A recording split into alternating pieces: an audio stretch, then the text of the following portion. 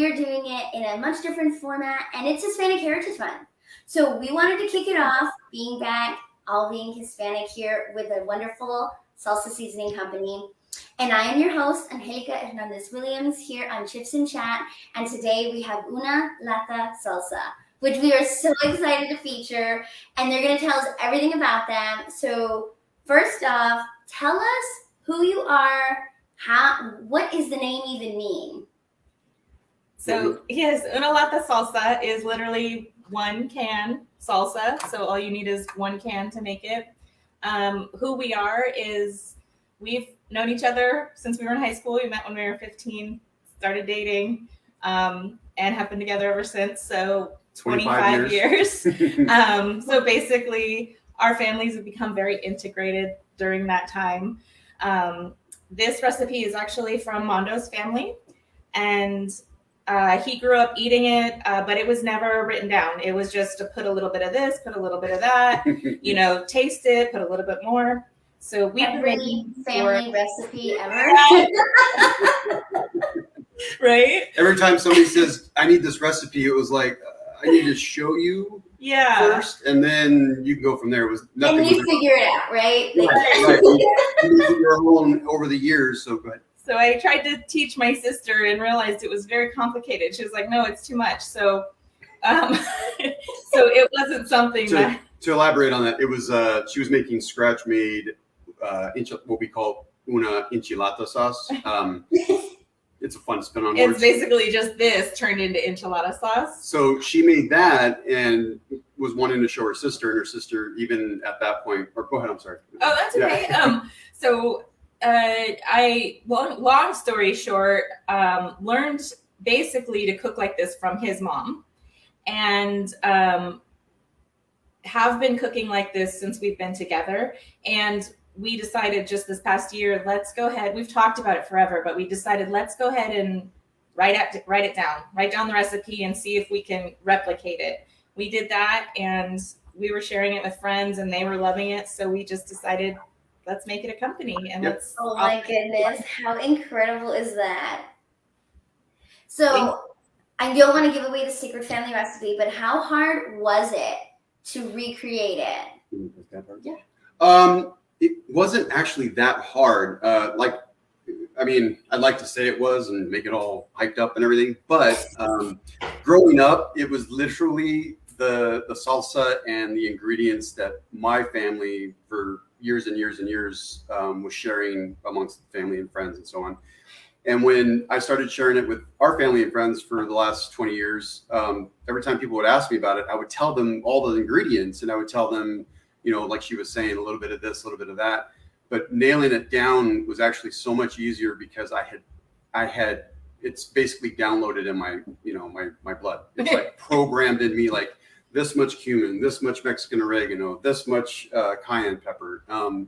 And after I think we took like two shots, like two tries of making it, and then the second one I was like, that's it, and I walked away from it. So and it's been that ever since. Yeah. It's a very modest, very simple recipe. There's nothing exotic about it. There's nothing expensive about it. The biggest part, I don't need to tell anybody the whole story, but growing up with not a lot of money, you appreciate even a simple food like this because of how flavorful and how amazing it tasted, even if it was made with chili colorado or salsa, chilaquiles. All kinds of different things that my family has been enjoying for years. Being able to share that with people now and it still be affordable, still be accessible. There's nothing crazy about it. Super easy as well. So that's how we nailed it. That is so incredible. That's such a cute story. And how did you come up with the name for it?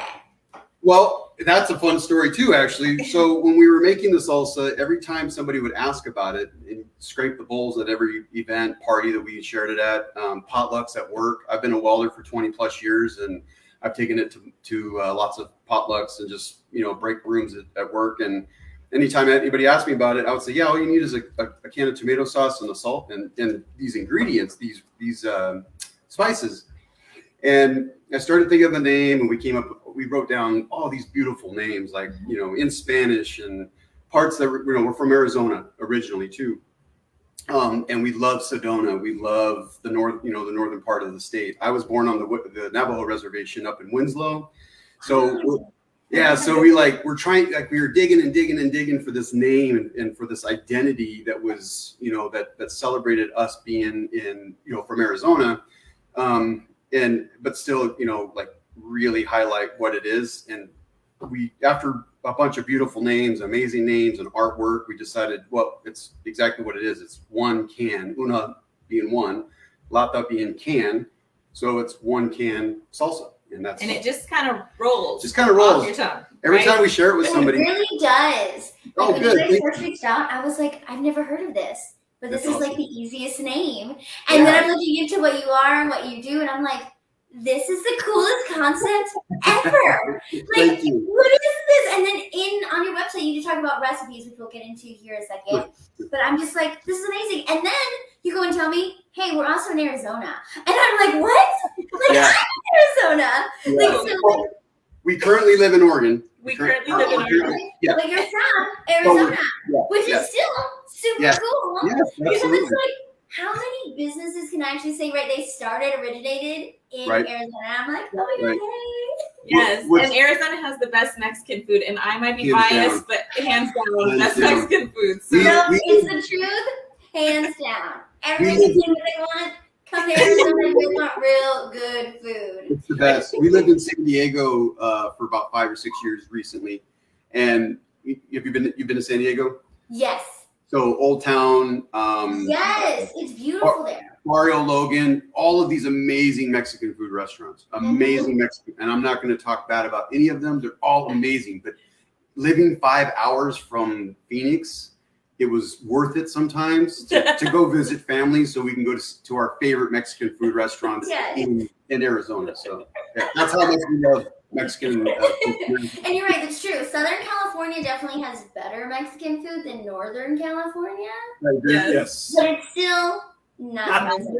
Yeah, and I think it's because Arizona tends to have a bit of the Sonora influence in the Mexican food. And they're big on spices. And not just spicy, but spices that right. When you said you didn't like spicy, it kind of neither does he. So the reason it's so flavorful is because I've been cooking since I met him to not have the spice. I don't care how spicy it is. Everybody could do you hot. want to enjoy it, right? Feel all the flavors in your mouth and.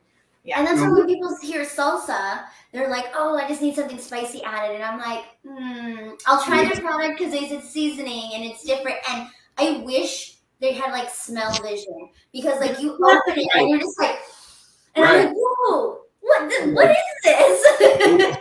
So you're thinking you're going to get hit by all the chile smells, right? When you're making it at home and after you've boiled them and skinned them and blended them. And you're just like, Mom, it smells. And you're like, I can't breathe. No. This is lovely. Thank you so much. Much better experience. And I'm going to eat some now because we keep talking. Absolutely. I'm going to as well. Yeah. And like you said, it's the easiest thing to make. So you take a tomato can, and on the thing for a whole packet here of the seasoning, they want 16 ounces of tomato sauce, right? So I guess this is your own thing. You can add, you can lessen based on what you want to do.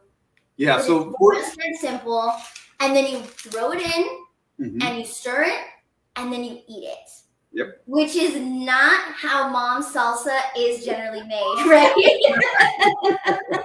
Yeah, we grew up eating, traditional fresh salsa that was made by onion and jalapeno and tomato and garlic and everything else, right?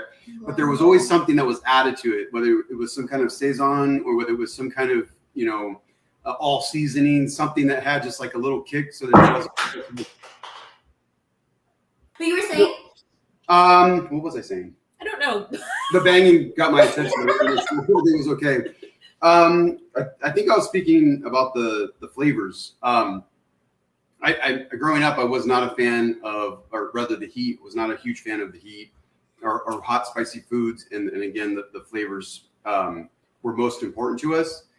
My Dad was probably the biggest, the primary relative that was always making this salsa, but he made it with an 8-ounce little can of tomato sauce, and then he would thin it out with water, and then put it in the fridge, let it sit, whatever, and it was always good. But there was always something different about it, just a little different each time, and that was actually something to almost be excited for. Like when I would try it, I'd be like, oh, it's a little different than last time. It's got more oregano, or it's got more cayenne, or it's whatever the case might be.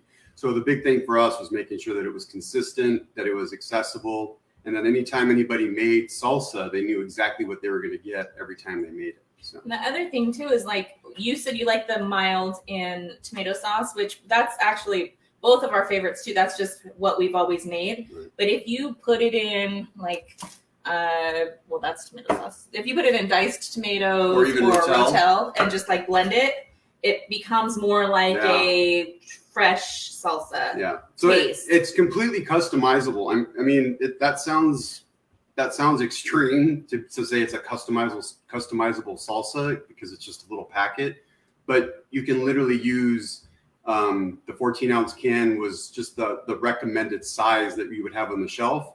But if you wanted, diced tomatoes, crushed tomatoes, fire roasted tomatoes, rotel's 10-ounce can.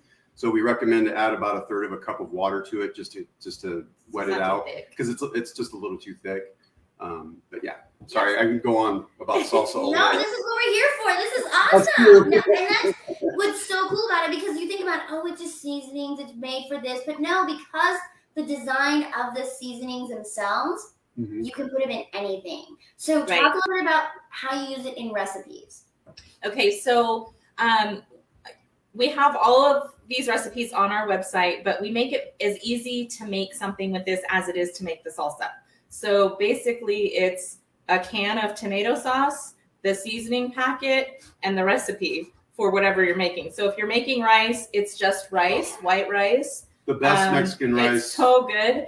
White rice, the seasoning packet mixed in with it, so it sort of starts to get fragrant, and then you dump in the tomato sauce and some water, cover it, and cook it for 30 minutes. 30 minutes, you have amazing rice. Whoa. Yeah. So, rice? Okay, because you're what? Yes.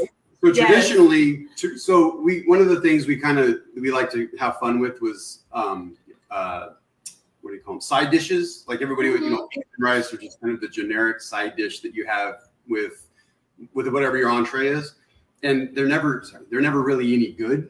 In my opinion, they're usually very kind of like a second or third thought. Like they're bland. They're just put in a crock pot, or they're put in a big oil on the stove for 4 to 5 hours a day.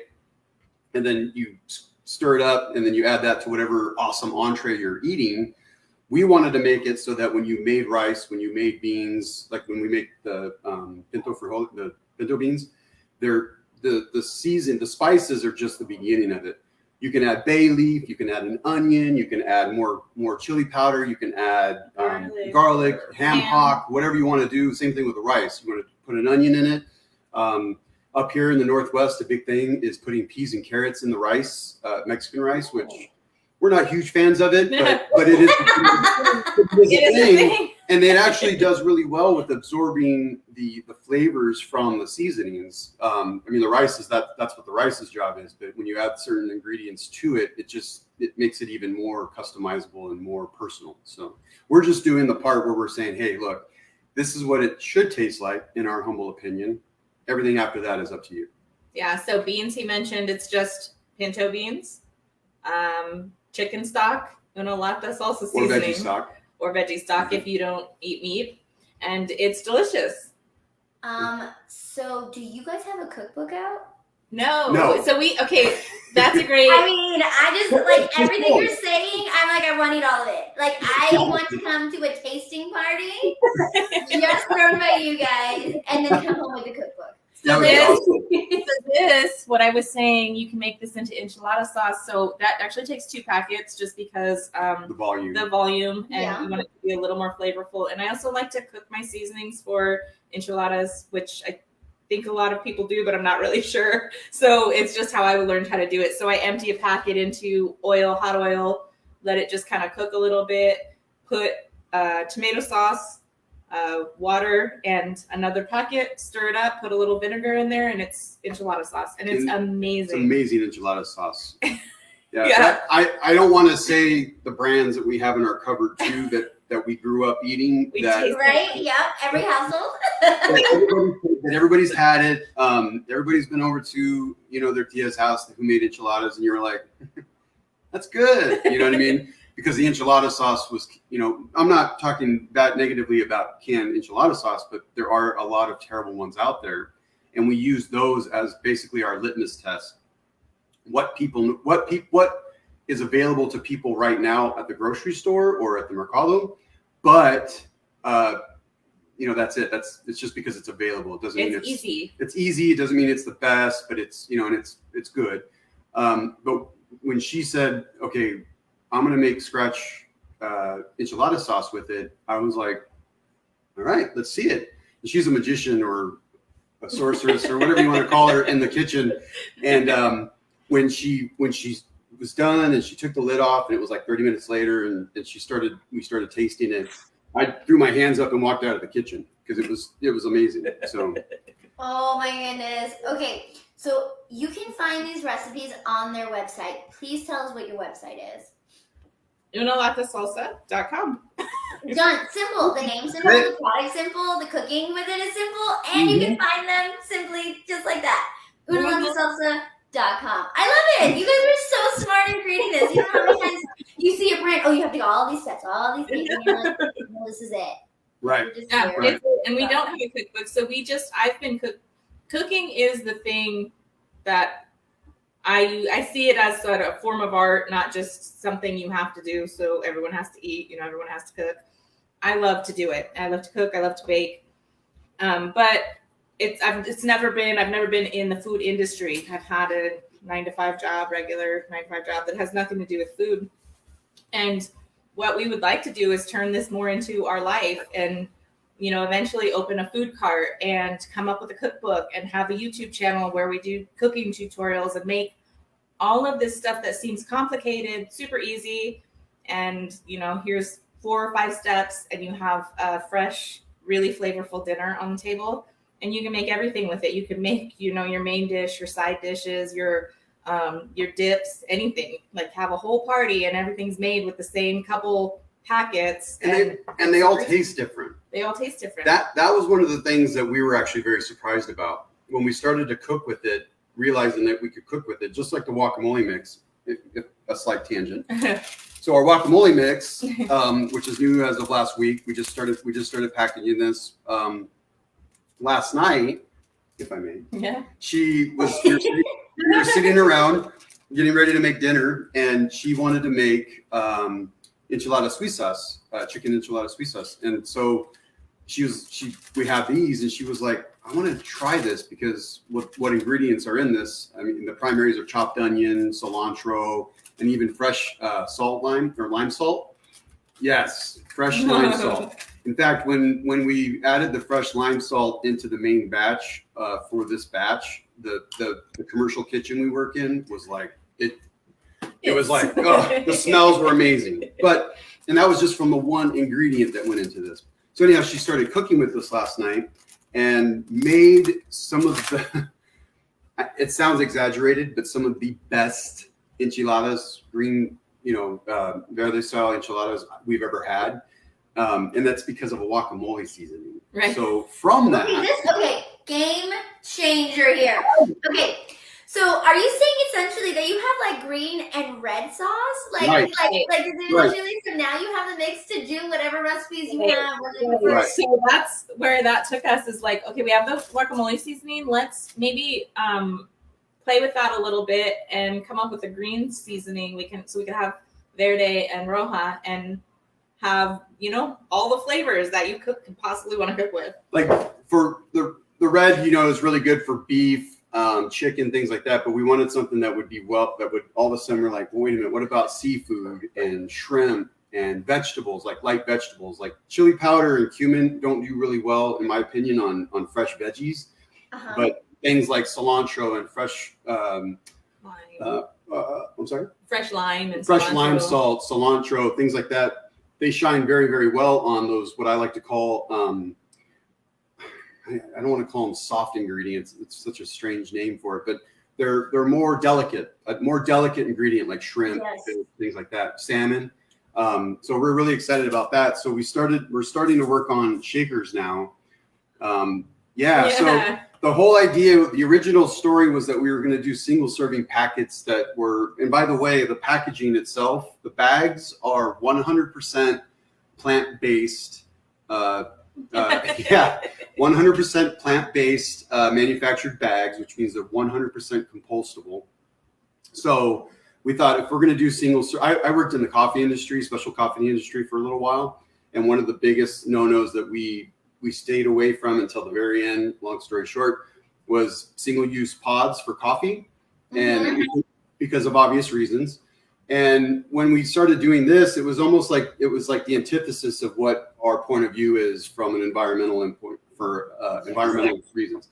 But so we thought, well, if we're going to do this, then we're going to do this the best possible way. So the header cards are 100% recyclable, and then the bags themselves are 100% compostable. So you can, if you have a composter at home, you just take the bag, throw it in there, and it'll dissolve and turn into mulch. But then we thought, okay, not everybody's going to want to use single serving, single usage type items. And so we're now talking, and we're going to do shaker bottles. So we'll be offering both the Una Lata, and we're not sure what it is yet, but the next seasoning that'll complement delicate ingredients like fish and veggies. So, right. And then so we'll have recipes that go along with that. So use, 2 tablespoons of the Una Lata Salsa Roja seasoning, or 2 tablespoons of the the new green seasoning, whatever it will be called. Yeah. Just make recipes using the shaker bottle. And this is incredible. And this is something I could see like heavy in colleges. So like when I went off to college, right, it was like, well, Mom, I'm hungry. I need to cook this. And you're literally the conversation of, well, hold on, let me make it, and then I'll let you know what I used. And then she estimated. She's like, I don't know, a pinch, or season it till it looks good. I'm like, what looks? What is the look I'm looking for? Like, what do you mean? And I don't know how she does it. It'd be like the recipe itself would be like, oh, it's a tablespoon, teaspoon. She's like here in her hand. She's like, that looks about it. And I'm like, Mom. I'm like, yeah, that sounds great. I know. We've all seen it, right? Oh, whatever. Here, who needs all the spoons? Yes. So I told you I tried to teach my sister how to make enchiladas, doing that exact same thing, and she was like, I can't handle this. There's no measurements for anything. It's too complicated. So I sent her these, and she made enchiladas, and she's like, oh my God, it was so easy. And now she's made it. And you're sitting here going through, do I have the right seasonings, and do I have the right stuff? And then this year is just one and done. Yes. I'm good now. And I love that. And I love that you can use it on so much stuff. And now you have guacamole mix. So speak a little bit more about that. So the guacamole mix just takes 3 large avocados. You can add one more if you want it a little less seasoned, just according to your taste. But this is made with 3 large avocados and that is it. And it's absolutely amazing. And it's amazing. It's like the best guacamole ever. Now here's another little funny thing. I am mildly allergic to guacamole, or to avocado. Excuse me. Okay, that makes more sense. That would be horrific, because I wouldn't be standing here. I am mildly allergic to it, and it doesn't hurt me in any other way than just to kind of make me upset stomach. But I can't stop eating that. Recently, somebody had recently commented on our Instagram page to somebody else about buying the guacamole mix, and they said, "Yeah, well, I wonder how good it tastes." And we had to chime in and say, like, I can't eat it and then stop long term, but I can't eat it and stop. So. And I'm really excited to try that, because I have a guacamole that I make that's really good. It's very fresh. So I'm willing to try, because of all it is, right? Because you're spending cutting everything. And and it's beautiful. But if you could lessen the process a little, I'm totally down to try. Yeah. Right. So, and I'm the same way. You know, when I make things, I generally cook from scratch and I cook with fresh ingredients. And so I want And all day. Yeah, like the process takes all day and I enjoy the process, but not everybody's me. So I want people to like enjoy cooking, but if you don't enjoy cooking, make it quick and enjoy the time with your family and serve them something that's really tastes like you spent all day in the kitchen. Right. That is so incredible. This is such a unique.